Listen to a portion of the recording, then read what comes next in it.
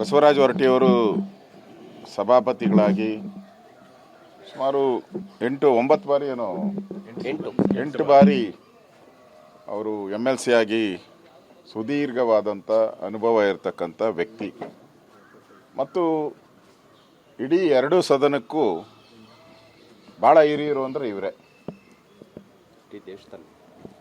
ಅಂಥ ಒಬ್ಬ ಸಭಾಪತಿಯಾಗಿ ಯಾವುದೇ ಕಳಂಕ ಇಲ್ಲದೆ ಅಧಿವೇಶನಗಳನ್ನು ನಡೆಸಿದ್ದಾರೆ. ಇವತ್ತು ನಾನು ಸುರೇಶ್ ಕುಮಾರ್ ಅವರು, ನಮ್ಮ ಛಲವಾದಿ ರವಿಕುಮಾರ್ ಅವರು, ನಮ್ಮ ಮಹೇಶ್ ತೆಂಗಿನಕಾಯಿ ಅವರು ನಾವೆಲ್ಲ ಕೂಡ ಭೇಟಿ ಮಾಡಿದ್ವಿ. ಭಾಳ ನೋವಿನಲ್ಲಿದ್ದಾರೆ. ಅಶ್ವಥ್ ನಾರಾಯಣ ಅವರು ಭಾಳ ನೋವಲ್ಲಿದ್ದಾರೆ. ಒಂದು ರೀತಿ ದುಃಖದಲ್ಲಿ ಮುಳುಗಿದ್ದಾರೆ. ಯಾಕೆಂದರೆ ದಬಾವಣೆ ಮಾಡಿ ಸುಮಾರು 25 ಜನ ಸ್ವೇರಿಂಗ್ ಸೆರೆಮನಿ ಆದಮೇಲೆ ಅವ್ರ ಪಾಡಿಗೆ ಅವ್ರು ಹೋಗ್ಬೇಕಾಯಿತು. ಸಭಾಪತಿಗಳು ಅವ್ರ ಪಾಡಿಗೆ ಅವರು ಚೇಂಬರಲ್ಲಿ ಕೂತಿದ್ರು. ವಿತೌಟ್ ಏನು ಅಪಾಯಿಂಟ್ಮೆಂಟ್ ತಗೊಂಡೆ, ಯಾವುದೇ ರೀತಿ ಮುನ್ಸೂಚನೆ ಕೊಡದೆ ಏಕಾಏಕಿ ಅವರ ಚೇಂಬರ್ಗೆ ನುಗ್ಗಿ ಅವರ ಸಭಾಪತಿಯವರ PS ಅನ್ನು ಕರೆದು ಲೆಟ್ರೇಟ್ ತೊಗೊಂಬ ಅಂತ ಹೇಳಿ ಲೆಟ್ರೇಟ್ ತಂದ ಮೇಲೆ ಅದನ್ನು ಟೈಪ್ ಮಾಡಿಸಿ, ಇವರೇ ಟೈಪ್ ಮಾಡಿಸಿ ತಪ್ಪುಗಳಿಂದ ಟೈಪ್ ಆಗಿ ಸೈನ್ ಮಾಡಿ ಅಂತೇಳಿ ದಬಾವಣೆ ಮಾಡಿ ಸೈನ್ ಮಾಡಿಸಿರುವಂಥದ್ದು ಸ್ಪಷ್ಟ ಆಗಿದೆ.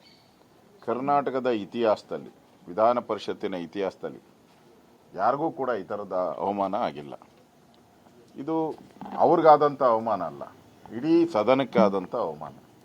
ಮತ್ತು ರಾಜ್ಯದ ಜನ ಈ ಗೂಂಡಾಗಿರಿ ಮಾಡುವಂಥ ಒಂದು ಸರ್ಕಾರ, ಇವತ್ತು ಕರ್ನಾಟಕದಲ್ಲಿ ಗೂಂಡಾಗಿರಿ ಮಾಡುವಂಥ ಸರ್ಕಾರ ಯಾವ ರೀತಿ ನಡ್ಕೊಳ್ತಾ ಇದೆ ಅಂತೇಳಿ, ಅದೇನೋ ಬೆಳೆಯುವ ಚಿಗುರು ಮೊಳಕೆಯಲ್ಲೇ ಗೊತ್ತಾಗ್ತೈತಂತೆ.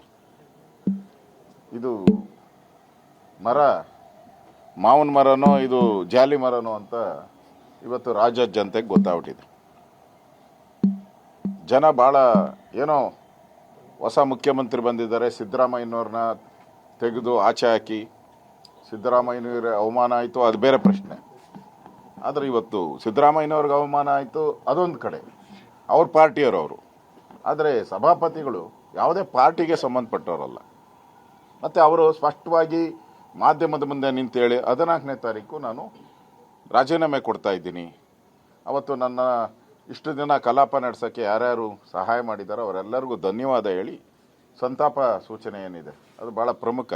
ಆ ಸಂತಾಪ ಸೂಚನೆಯನ್ನು ಮಾಡಿ ನಾನು ರಾಜೀನಾಮೆ ಕೊಡ್ತೀನಿ ಅಂತ ಮಾಧ್ಯಮದ ಮುಂದೆನೂ ಆಲ್ರೆಡಿ ಹೇಳ್ಬಿಟ್ಟಿದ್ದಾರೆ. ಅಷ್ಟೆಲ್ಲ ಗೊತ್ತಿದ್ರೂ ಕೂಡ ಇವತ್ತು ಏಕಾಏಕಿ ದಬಾವಣೆ ಮಾಡಿ ಅವ್ರ ಚೇಂಬರ್ಗೆ ನುಗ್ಗಿ ಈ ಥರ ಬಲಾತ್ಕಾರವಾಗಿ ಸೈನ್ ಮಾಡಿಸಿರೋವಂಥದ್ದು ಇದೊಂದು ರಾಜ್ಯ ಸರ್ಕಾರಕ್ಕೆ ಕಪ್ಪು ಚುಕ್ಕೆ.